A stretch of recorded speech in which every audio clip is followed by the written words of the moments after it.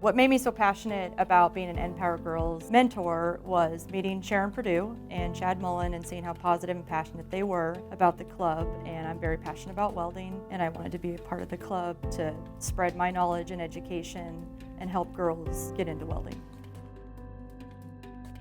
I got into welding, I started at Clark College, and it just felt like a very natural path for me, and I continued from there.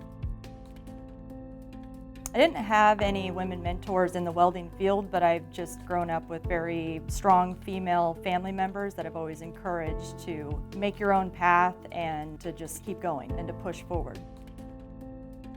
I want girls to see that they can do anything and just, strive for excellence and just keep going. Working with ESD112 has been a very positive experience. They're very inclusive, they're a community group, they're very fun to be around and communicate with. So we started out with the girls watching a video of myself and other women in our program welding, and then they got to make some PPE, things like safety glasses, earplugs, a welding hood, leathers to protect your body, steel-toed boots, like a welding cap to protect your hair, out of all sorts of different arts and crafts materials that the wonderful teachers at Hawkinson provided for them, and they had snacks. And then while they were making their PPE, they came over to myself, and I have a welding simulator so they could try welding and see what it's like. And it's almost like a video game, and they take like the fake MIG gun and then they go across the sensor, and it shows on the screen, it'll show them how they're welding. It's like they're welding in a shop, but it's just on a screen. And a lot of the girls were really good at that. It was really fun. Afterward, we all went and sat in a circle, and they all showed their PPE and just what they did, because the question was, what kind of PPE would you make? Women have a hard time finding PPE that fits for them. And so what would you do to make PPE better for women? So a lot of the girls did stuff that would, cover their hair better, or, just different, like gloves that would protect your jewelry so they don't melt while you're welding and stuff like that. They were very creative.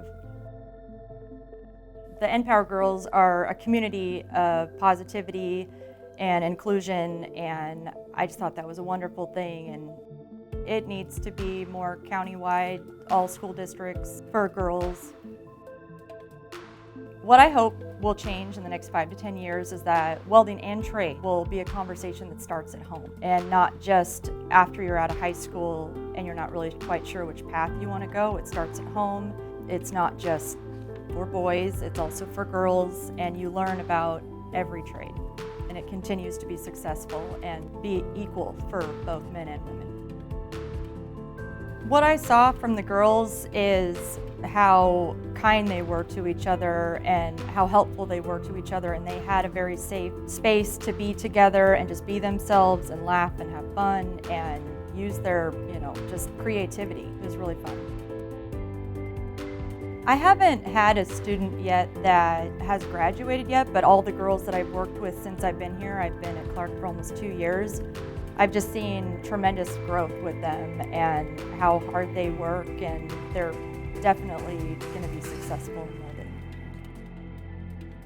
Education with a side of fun is always a positive experience. These kids are, future community members, and anything we can do to help with education in the trades will further them to succeed in the future.